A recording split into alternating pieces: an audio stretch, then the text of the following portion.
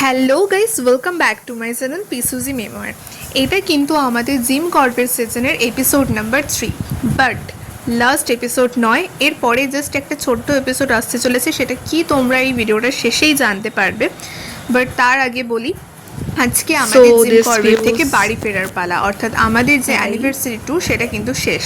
তাই দেখো এখানে আমি রুমকে টাটা বলে দিচ্ছি, কারণ সকালবেলা একটু মন খারাপ লাগছিল ঘুম থেকে উঠে, তাই আজকে সেভাবে কিছুই ক্লিপস নিতে পারিনি।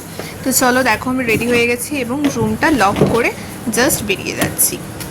জাস্ট মাথার মধ্যে এটাই ঘুরছিল যে এই ছোট্ট একটা জীবনে কি আমি আবার এই হোটেলটাতে আসতে পারবো, কিংবা এই রুমটাতে আসতে পারবো।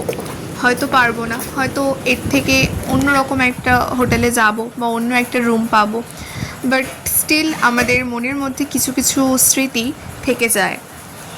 আমরা কিন্তু এখনই চেক আউট করছি না, জাস্ট লাগেজটা একটা রুমে রাখবো এবং তোমাদেরকে ভিডিওতে এতদিন ধরে যে নদীর ভিউটা দেখিয়েছিলাম সেখানে যাব, কারণ ওটা অনেকটাই নিচে, তো এর মধ্যে যাওয়ার আমাদের সুযোগ হয়নি।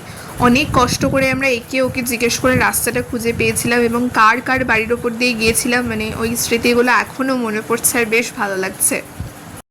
এইবার শুরু হচ্ছে আমাদের সেই অসাধারণ অভিজ্ঞতা, মানে যেটা তোমরা এর পরের ভিডিওটা দেখলে বুঝতে পারবে, কিন্তু আমরা বুঝতেই পারছিলাম না যে আদৌ আমরা ঠিক দিকে যাচ্ছি কি না।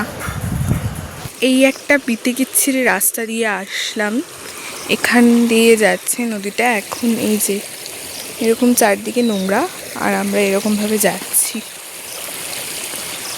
লিটারেলি পা বেঁকে যাচ্ছে। গিয়ে তোমাদেরকে তারপর দেখাচ্ছি। সরু রাস্তাটা দেখো, জাস্ট আসার সময় তো লিটারালি জঙ্গলের মধ্যে দিয়ে এসেছি, সেটা যাওয়ার সময় রাস্তাটা দেখাবো। আর এখন এরকমভাবে নদী ক্রস করতে লাগবে।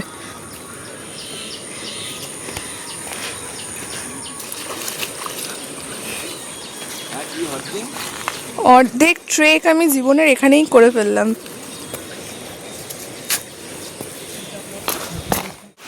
আমরা আমাদের ডেস্টিনেশনে পৌঁছে গিয়েছি। জাস্ট ভিউটা দেখো, অসাম লাগছে, পুরো দুর্দান্ত লাগছে।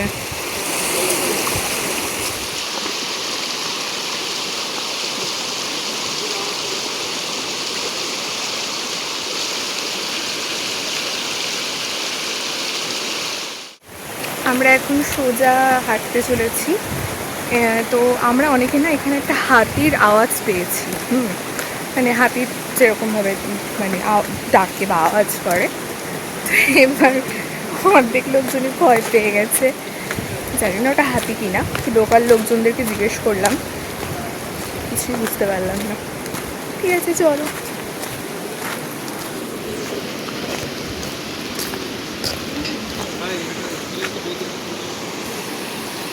এখানে পৌঁছানোর পর মনে হচ্ছিল যে কেন আমরা আরও টাইম নিয়ে আসলাম না, কিংবা কেন আরও ভালো জামা কাপড় পরে আসলাম না, তাহলে অনেক সুন্দর সুন্দর ফটো তোলা যেত কিংবা ভিডিও করা যেত। কিন্তু যেহেতু আমাদের ফেরার প্ল্যান ছিল এবং কমফোর্টেবল কোনো ড্রেস পরেই যেতে হতো, সে কারণে এখানে সেরমভাবে কোনো ভালো ফটোই ক্লিক করতে পারিনি।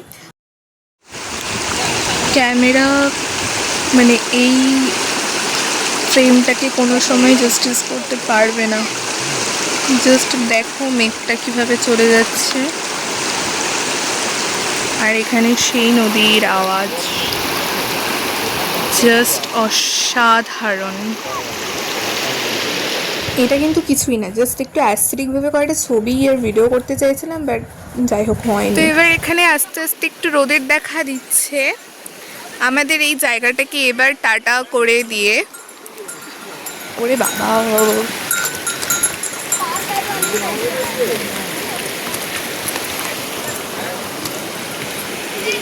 ফ্রেমটা জাস্ট অসাধারণ। আমাদের এবার এই জায়গাটাকে টাটা করে দিয়ে বেরোতে হবে এখান থেকে, এবং আমাদের হোটেলে গিয়ে আমরা ব্রেকফাস্ট করব। ব্রেকফাস্ট করে শিগগির বেরোবো। এখন বাজে হচ্ছে 7:57, দেখা যাচ্ছে না, মানে 8টা। আমাদের 10:05 রামনগর থেকে ট্রেন আছে। তো চলো। আসার সময় যে রাস্তা দিয়ে এসেছিলাম, যাওয়ার সময় রাস্তাটা চেঞ্জ করেছে। ওই রাস্তাটা ভীষণ নোংরা এবং দেখাতে পারিনি তোমাদেরকে, হয়তো কিছুটা দেখেছো। তো ওই রাস্তা দিয়ে আর যাওয়া যাবে না, যাওয়ার সময় অন্য রাস্তা দিয়ে যাচ্ছি, জানি না এদিক দিয়ে বেরোতে পারবো কি না। স্থানীয় লোকেরা যাচ্ছে তাই ওদের পেছন পেছন যাচ্ছি, কোনো রকম কন্ট্যাক্টও করিনি ওদের সাথে যে আরও যাওয়া যাবে কি না। তো দেখা যাক যেতে পারছি কি না। ফর্চুনেটলি আমরা ওই রাস্তা দিয়েই ফিরে আসতে পারি এবং তারপরে আমরা ব্রেকফাস্ট করতে চলে আসি। এখানে পুরি, স্যান্ডউইচ অনেক কিছু একসাথে নিয়ে নিয়েছিলাম, বাট আমি আলাদা করে ভিডিও করছি না কারণ বেরোনোর প্রচণ্ড তাড়া ছিল।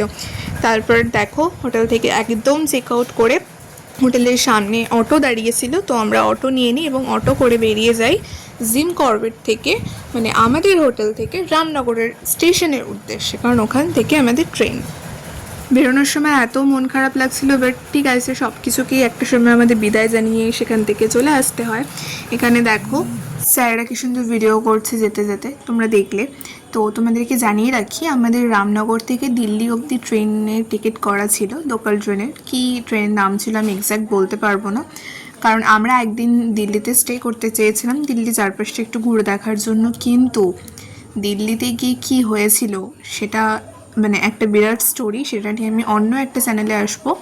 এবার দেখো আমরা রামনগর স্টেশনে পৌঁছে গেছি এবং আমরা ঢুকে দেখি আমাদের জন্য কিন্তু অলরেডি ট্রেন দাঁড়িয়েছিল, মানে হয়তো অনেক আগেই চলে এসেছিল।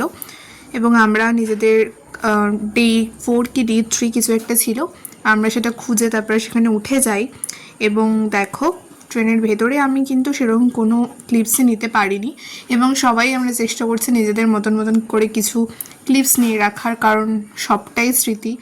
10 বছর পর, 20 বছর পর ফোনের গ্যালারিতে না পেলেও গুগল ফটোসে হয়তো আমরা ঠিক এটা পেয়ে যাব, এগুলোই স্মৃতি। তারপরে দেখো আমরা দিল্লি পৌঁছে গিয়েছি, কারণ দিল্লিতে আমরা সেরকমভাবে কোনো ভিডিও, মানে ট্রেনে কোনো ভিডিও করা হয়নি। সো দিল্লিতে পৌঁছে এত বৃষ্টি, আর সেখানে আমরা এরকম মজা করছিলাম স্যাররা আমরা মিলে। তারপর বৃষ্টি কমলে সেখান থেকে বেরোই এবং বেরিয়ে হোটেল ঠিক করতে যাই, কারণ কোথায় থাকবো কি থাকবো কিছুই বুঝতে পারছিলাম না। এবং দিল্লিতে আমাদের প্রচুর কাহিনী ঘটে গেছে, মানে একটা আমার সিরিজ হয়ে যাবে আমার এই চ্যানেলে। তো যাই হোক, সেটা নিয়ে আমি একটা অন্য ভিডিওতে এসে বলবো। তার আগে মানে এখানে অনেক কিছু আমি মাঝে প্রচুর ক্লিপস নিতে পারিনি, সেটা কিছু কারণে। তো যাই হোক, সোজাসুজি রাত্রেবেলা 11টার সময় দেখো আমরা দিল্লি গেটের মানে ইন্ডিয়া গেটের সামনে এসে দাঁড়িয়েছি। এবং আমার লাইফে যেহেতু এটা ফার্স্ট টাইম দিল্লি যাওয়া, তো ইন্ডিয়া গেটটা তো দেখা উচিতই। বাদ বাকি কোথায় যাব সেটা বুঝতে পারছিলাম না, কারণ প্রচুর রাত হয়ে গিয়েছিল। এর মাঝে প্রচুর কাহিনী রয়েছে, সেটা অবশ্যই বলবো। তারপরে রাত্রি 11:30টার সময় আমরা চলে যাই নাজির ফুডস, সেটা ঠিক কোথায় আমার মনে নেই। ওখানে গিয়ে খাওয়ার জাস্ট অর্ডার দিচ্ছিলাম আর ভাবছিলাম সারাদিন এরকম কেন হলো। যাই হোক, তোমাদেরকে বেশি সাসপেন্সে রাখবো না, বাট আবার রাখছি। বাট এই মজার জিনিসটা দেখো, এটা নিয়ে একটু খেলছিলাম। তারপরে অর্ডার দিয়ে আমরা, আর আমি এখানে জাস্ট বসেছিলাম, সবার সাথেই এসেছিলাম, সবাই এদিক ওদিক ছিল। তারপরে মোটামুটি এখান থেকে আমাদের বেরোতে বেজে যায় 12টা 12:30টার মতন, অনেকটাই দেরি হয়ে গিয়েছিলো। তারপরে একটা উবের নিয়ে আমরা সোজা চলে যাই হোটেলে। এবার বাকি যে ব্যাপারটা আছে জাস্ট তোমাদেরকে দেখিয়ে রাখলাম, ইন্ডিয়া গেট আর দিল্লি, ব্যাস। এর মাঝে আমি আর কিছু দেখাতে পারছি না, I am very sorry for this. তোমাদের সাথে আপাতত এই ব্লগটা, জিম কর্বেট ব্লগটা এতটুকুই থাকলো। দেখা হচ্ছে পরের ভিডিওতে যে কি হয়েছিল আমাদের সাথে সেটা নিয়ে। বাট জিম কর্বেট সিজন এখানেই শেষ হতে চললো। শুধু একটা টাচিং দিয়ে রাখছি শেষের, সেটা হচ্ছে দিল্লি থেকে পরের দিন আমরা সকালবেলার ট্রেন নিয়ে, মহানন্দা এক্সপ্রেস নিয়ে আমরা পৌঁছে গিয়েছিলাম বারসই স্টেশন, এবং বারসই থেকে এই লোকাল ট্রেন ধরে রায়গঞ্জ, মানে একদম আমাদের বাড়ি। জাস্ট এতটুকুই, তারপরে আমি কিছু বলতে পারছি না এই ভিডিওতে। নেক্সট ভিডিওতে আমি সবটা বলবো, ততক্ষণ তোমরা ভালো থেকো। দেখা হচ্ছে পরের ভিডিওতে। সবাইকে টাটা।